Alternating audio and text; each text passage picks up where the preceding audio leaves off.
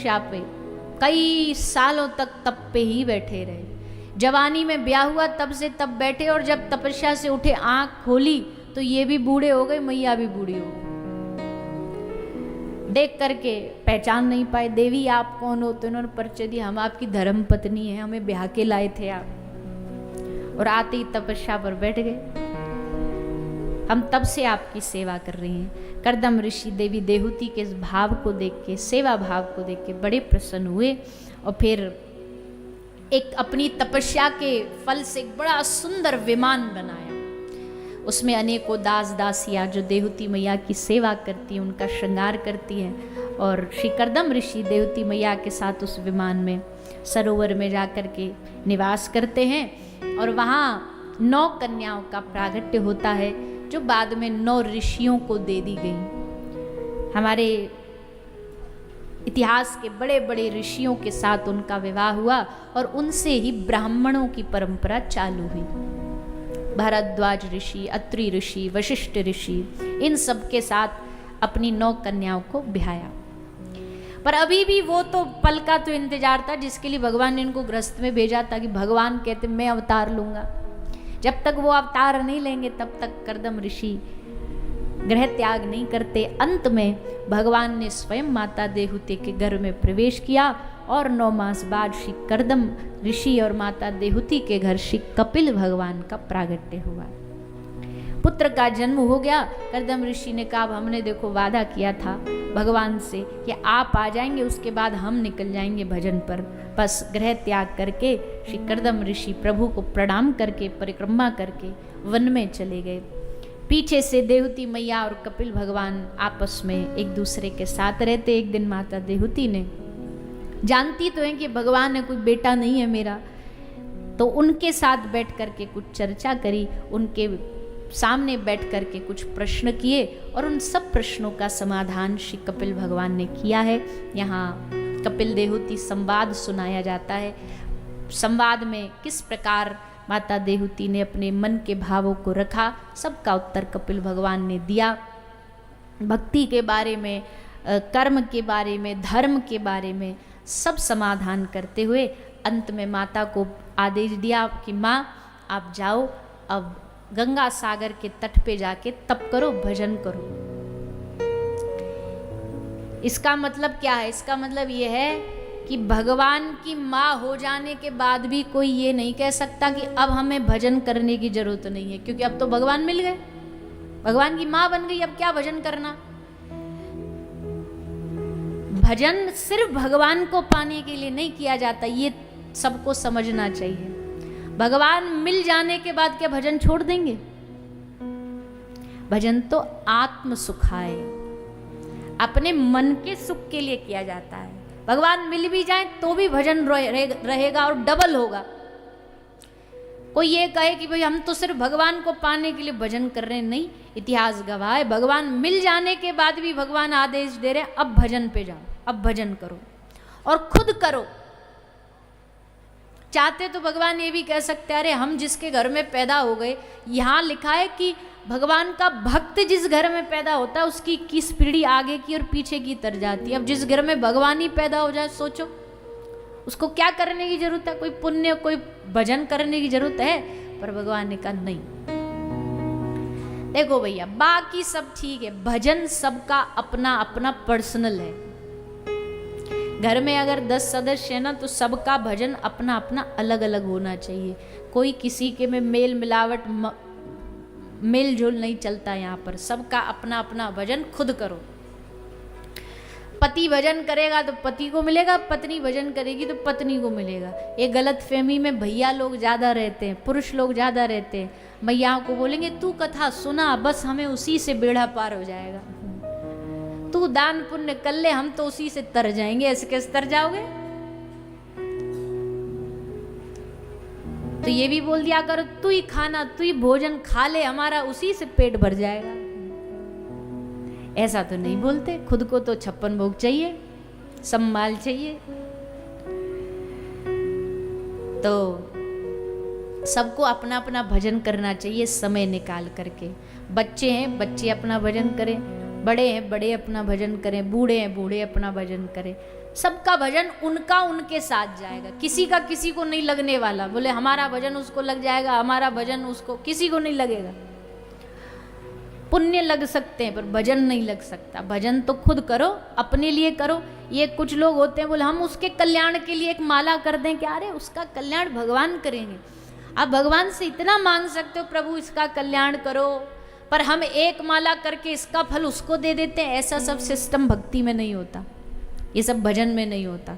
उसका वो माला करेगा, तुम तुम्हारी करोगे, तुम्हारी तुमको मिलेगी, उसकी उसको मिलेगी। कई हमने देखे बोले वो नहीं करता तो हमने रोज उसकी माला करके हम उसको दे देते सारा भजन। ये कोई पैसा थोड़ी कि तुमने उसको दे दिया, ट्रांसफर कर दिया। अपना अपना भजन सब करो। तो कपिल भगवान ने माता को कहा मैया जाओ आप वन में जा कर के भजन करो। तो माता देहूती जाती हैं वन में, भजन करती हैं, भगवान को प्राप्त करती हैं। इस प्रकार कपिल देहूती संवाद सुनाया। फिर मनु महाराज के वंश की और जो पुत्र पुत्रादि हुए उनकी कथा सुनाई। इसी कथा में महाराज दक्ष की कथा आती है, सती माता की कथा आती है, महाराज उत्तानपाद की कथा आती है। महाराज उत्तानपाद के घर भगवान के भक्त ध्रुव जी प्रगटे हैं। श्री ध्रुव जी महाराज का प्रागट्य हुआ है। श्री ध्रुव जी महाराज बड़े छोटी सी अवस्था में भगवान से इनको प्रेम हो गया। अब देखो भगवान से प्रेम दो कारणों से होता है। किसी को तो होता है समझ के, जान करके, तत्व को जान लिया कि भैया भगवान जीवन में जरूरी है। और कई लोगों को भगवान से प्राप्त होता है संसार की ठोकरें खा के। जब संसार धक्का मारता है, संसार जब ठोकर मार मार के हमें सबक सिखाता है, तब हमें याद आती है। जब दुनिया ठुकरा देती है तब हमें याद आती है कि हमारे तो एकमात्र भगवान है और दूसरा कोई नहीं है। ये सब तो मतलब के साथ ही हैं। तो अब दो रास्ते हैं, या तो जान के भगवान से प्यार कर लो, नहीं तो दुनिया ठोकरें दे दे करके, दे दे के, धक्के खा खा के आना तो लास्ट में भगवान के पास ही पड़ेगा। धक्के खा के जाओगे तो भगवान भी थोड़ा सोचेंगे अच्छा अब जब सब जगह से हार लिया, धोखे खा लिया, अब आया हमारे पास, अपना तो तब भी लेंगे। वो तो बड़े दयालु हैं। पर अगर पहले ही ठोकरें खाने से पहले अगर भगवान के पास पहुंच जाओ तो उनको ज़्यादा प्रसन्नता होती है कि हमसे प्रेम करता है, इसलिए आया है, इसलिए हमारे पास आया। ध्रुव जी महाराज वैसे तो भगवान के परम भक्त, पर इनको भी जीवन में कैसी ठोकर लगी कि इनके मन में भी भाव जागा भगवान को पाने का। क्या ठोकर लगी? सौतेली जो माँ है, छोटी माँ, उसने अपनी पिता की गोदी में बैठने से रोक दिया, मना कर दिया। खबरदार, जो उत्तानपाद राजा की गोदी में बैठा तो तू निकल यहां से। ध्रुव जी अपनी माँ के पास रोते रोते गए। अपनी माँ से पूछा, माँ हमारी छोटी माता हमसे इस प्रकार का व्यवहार करके बोली कि निकल जाए यहाँ से, तपस्या कर, तू राजा का बेटा नहीं हो सकता, आदि आदि। तो माता सुनीति ने क्या कहा? माता सुनीति ने ध्रुव जी को कहा कि बेटा तू अभी कोशिश कर रहा है अपने पिता की गोदी में बैठने का। मैं चाहती हूँ तू कोशिश करे, पर पिता की गोदी में बैठने की नहीं, तू कोशिश कर उस परम पिता की गोदी में बैठने की जहाँ से तुझे कोई उतार ही नहीं सकता। एक बार उस परम पिता की गोदी में पहुँचने के बाद किसकी हिम्मत की तेरा हाथ खींच सके? तुझे पाना है तो परम पिता को पाना, जो तेरा जन्मों जन्मों का पिता है, उसको पाने की कोशिश कर। कैसे पाऊँ माँ? बोले जा वन में भजन कर। बोले मैं तो इतना छोटा सा हूँ, कौन मेरा ध्यान रखेगा वहाँ पर? माता ने हंस के कहा, जब 9 महीना तू गर्भ में था, जिसने वहाँ ध्यान रखा वो अब भी रखेगा। गर्भ में तेरा भगवान ने ध्यान रखा। और हम छोड़, इंसान तो चलो फिर भी हमारा तो घर होता है, परिवार होता है, हमें देखभाल के लिए डॉक्टर है, हमारा कोई रोग हो जाए उसके लिए हॉस्पिटल है। इन पशु पक्षी जीव जंतुओं का कौन है? इनका ध्यान कौन रखता है? चींटी का ध्यान कौन रखता है? फिर भी जीती है, क्यों? क्योंकि उसका ध्यान रखने वाला वो है। पशु पक्षियों का भोजन कौन ध्यान, जंगल में इतने पशु रहते हैं, कौन जाता है उनको रोज रोटी खिलाने के लिए? पर भगवान ने सब व्यवस्था कर रखी है। कौन जाता है शेर को भोजन खिलाने के लिए? पर भगवान ने सबके भोजन की अलग अलग व्यवस्था कर रखी है। कौन कहाँ कैसे जिएगा, कैसे रहेगा। समुद्र के उस गहराई में जहाँ एक आध वैरायटी नहीं, करोड़ों करोड़ों प्रकार के जीव रहते हैं, मछलियाँ रहती है, करोड़ों प्रकार की प्रजातियाँ रहती हैं, उनका ध्यान कौन रखता है? उनका ध्यान भी श्री हरि रखते हैं, ठाकुर जी रखते, सबका ध्यान भगवान रखते हैं। फिर भगवान जब सबका ध्यान रखते, क्या मनुष्य का नहीं रखेंगे? क्या मानव का नहीं रखेंगे? और मानव के पास तो फिर भी बोली है, हाथ है, पाँव है, बुद्धि है, सब कुछ कर सकता है। और सबसे ज्यादा शक्ति मानव के पास है अगर और प्रजातियों में देखा जाए, पर सबसे ज्यादा चिंतित भी मानव ही है। कहीं एक अनाज की बोरी रिक्शे वाले के रिक्शे से गिर गई नीचे, तो इतने में ही इधर से कुत्ता आ गए, इधर से कबूतर आ गए, इधर से कोई पक्षी आ गया, इधर से गाय आ गई, सब उसको खाने लगे। मनुष्य भी आ गया। अब वो खड़ा होकर के देख रहा है। कुत्ते ने खाया, खा के चला गया। कबूतर ने 2-4 दाने जितने खाने खाया, खा करके चला गया। गाय आई, उसने अपना खाया, फिर किनारे पे बैठ के जुगाली करने लगी। पेट भरता गया, सब जाते गए। मनुष्य आया, मनुष्य ने पहले तो खाया, और खाने के बाद जो बचा फिर उसको सारी को पोटली में भर के घर ले जाने लगा। उसको देख करके भगवान बोले, वाह रे जीव। पक्षी को तो बेचारे को पता भी नहीं कल खाने को मिलेगा कि नहीं मिलेगा, ना हाथ है ना पाँव है, फिर भी वो बिना चिंता किए दाना खा के चुप करके उड़ गया। पर एक मनुष्य खा भी लिया, घर के लिए बांध भी लिया, और फिर भी चिंता है कि पता नहीं कल मिलेगा कि नहीं मिलेगा। तो इसलिए सुनीति मैया कहती है श्री ध्रुव महाराज से कि बेटा तेरा ध्यान ईश्वर रखेगा, तू चिंता ना कर, तू बस जा वन में भजन कर। तो श्री ध्रुव जी निकले घर से और जंगल में जा रहे थे। रास्ते में नारद जी मिले। नारद जी से निवेदन किया। नारद जी ने इनको गुरु रूप में, शिष्य रूप में स्वीकार करके इन्हें मंत्र दिया, और मंत्र दे करके आज्ञा दी ब्रज में जाकर के भजन करने का। श्री ध्रुव जी ब्रज में आकर के भगवान का भजन करते हैं, भगवान को प्राप्त करते हैं, भगवान इन पर कृपा करते हैं, वरदान देते हैं, और फिर आज्ञा देते हैं कि अभी तुम घर जाकर के राज्य संभालो, राजा बनो, और कुछ समय बाद फिर समय आने पर मैं तुम्हें अपने लोक में बुलाऊंगा। तब श्री ध्रुव जी अंत में जाके भगवान के लोक गए। इस प्रकार श्री ध्रुव जी की इस दिव्य कथा को, चरित्र को सुखदेव जी ने श्रवण कराया है। आगे भी भगवान के बहुत सारे भक्तों का चरित्र भागवत जी में सुनाया गया है। उन चरित्रों को भी आप हम सब सुनेंगे, श्रवण करेंगे भी।